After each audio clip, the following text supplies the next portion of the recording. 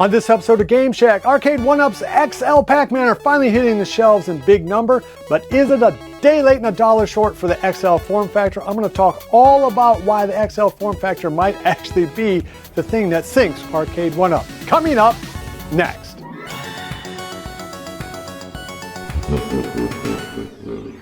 Hey everybody, welcome on back to the Game Shack. I'm your host, JDV for Evil Genius Entertainment. Thank you for stopping by. I'm very happy to be a part of this 3/4 scale gaming community and gaming community as a whole. If you dig this kind of content, please give me a thumbs up. It really does help the channel.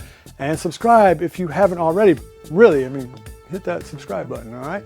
All right, so PacMan XLs are hitting the shelves and they're probably going to sell okay, but it is not the plethora of answers maybe that Arcade1up is looking for.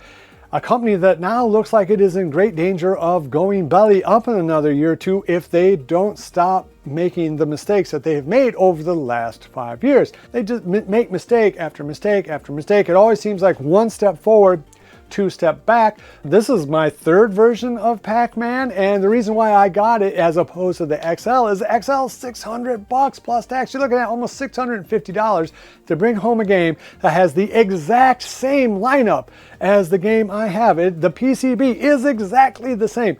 Exactly the same. It's exactly the same as all the PacMan legacy type cabs. And that's a really huge problem, right? Let's be real, that these XLs do not cost Arcade1up one dime more to make. You say, oh, but the screen is 19 inches versus 17. If you go on a search right now and look at Amazon, you'll see that 17-inch screens are actually more expensive to buy than a 19-inch screen. And now maybe that's not quite true for BOEs, but when you're buying things at scale, when you're a big company buying thousands of units of something, 5, 10, 50,000 versions of that screen, guess what the difference is between 17 inches and 19 inches? None. I don't know, maybe a dime, at most $1, I don't know, $5. Heck, I'll go crazy and say it costs them $20 more per screen. Okay, then why are you charging $100 more? It doesn't make any sense. Well, there's more wood in it. No, there's not. There's maybe, again, $1 worth more wood. And I'll be honest with you guys, anything that has a riser has more material in it than this new XL cab. I guarantee you, because you have to have not only the four sides, but you have to have the insides too. You have to have a separate place to make them. It is cheaper, I guarantee you, to make an XL than it is to make a Deluxe cab 2 years ago with the riser. That $600 price tag is going to kill them unless they put on more games. It just is. They cannot keep this at $600.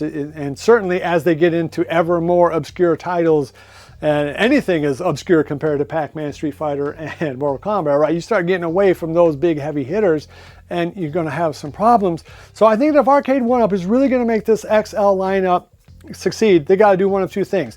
Either they have to eliminate all the other versions of this other than the Wallcade and the little Countercade, or if they're going to keep the Deluxe and the little, what they call a peasant-cade or whatever, the thing that they're selling at Walmart, then let us know that. Give us a product roadmap. And if you do not give us a product roadmap, no one is going to buy anything unless they see the XL version of it. Your XL cabs are going to murder the sales of the Deluxe cabs. If someone was on the fence about, like, I really want that Atari 50th cab, despite the fact that it does not have any more games other than some Atari, totally different episode.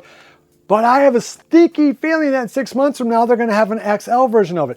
I really want Tron and I really want Star Wars.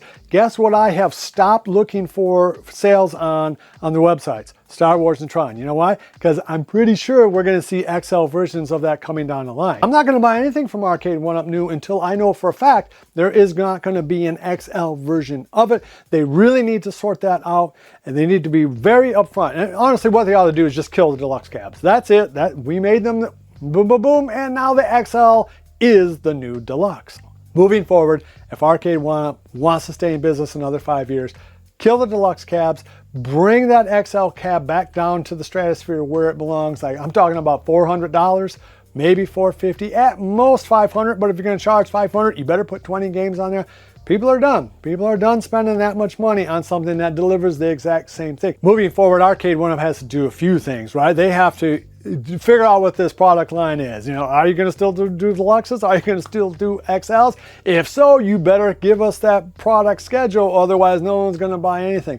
Number two, you got to clean up those quality control issues that have been persistent on almost every single cab that has come out. Is either has a major design flaw or a quality control issue. And I'm talking about big name cabs. I mean, like Terminator 2, there's no reason why that cab should have had a washed out marquee, none whatsoever. Same thing with PacMan. How in the heck did that monitor get released as bad as it is? I'm going to tell you right now, if they don't start doing smart things, if they don't bring down the price on this XL to $400 to $500, AdGames is going to be whooping their butts when that ALU2 comes out. And I mean whooping, because they're going to start picking up ever more titles. Picking up that Zen catalog was a huge thing for AdGames. It makes them real to other IP owners. That Capcom can now look strongly over at AdGames and go, okay, I can understand going with you guys now. You've eliminated CoinOps X and you guys are getting for real. So moving forward, what do they have to do? I think they should keep the XL form factor. Reality is that most people are going to have 5 or less cabs in their home. And when you're talking about that kind of number of cabs, the size difference in terms of most people's home does not make a difference. Size is really an issue. They can always get a wall cave, counter cave, something like that. So just eliminate the deluxes and then a lot of these problems go away. Number 2 is pricing. You cannot have these be $600. They cost no more money to make than the deluxes, which are going for $500 now, which a year before that were going for $400 to $450 and actually probably cost more to make due to more materials. Doesn't make sense. You cannot keep on doing the money grab on this thing. They've been treating this thing like a turn and burn nightclub for a long time now. If they want to be here 5 years from now, they've got to get their pricing under control. They have to have their pricing more consistent. If they're going to keep the deluxe cabs, then they really need to have those XLs do something more than just be a little bit bigger. They either need to be special titles like Tron or Star Wars, or they need to have it be shooting games, again, where that extra 2 inches will make a difference, or the beat 'em ups like Turtles in Time. Hey, that would be real nice to have that, have a 19-inch screen. Or the fighting games would do real well to have that 19-inch screen too. And maybe the number one thing that they need to look at doing in all of their cabs moving forward is 20 games. It is a horrific waste of material and time, effort, money. The money costs to ship these things over here to have 14 games or less on there. Doesn't make any sense.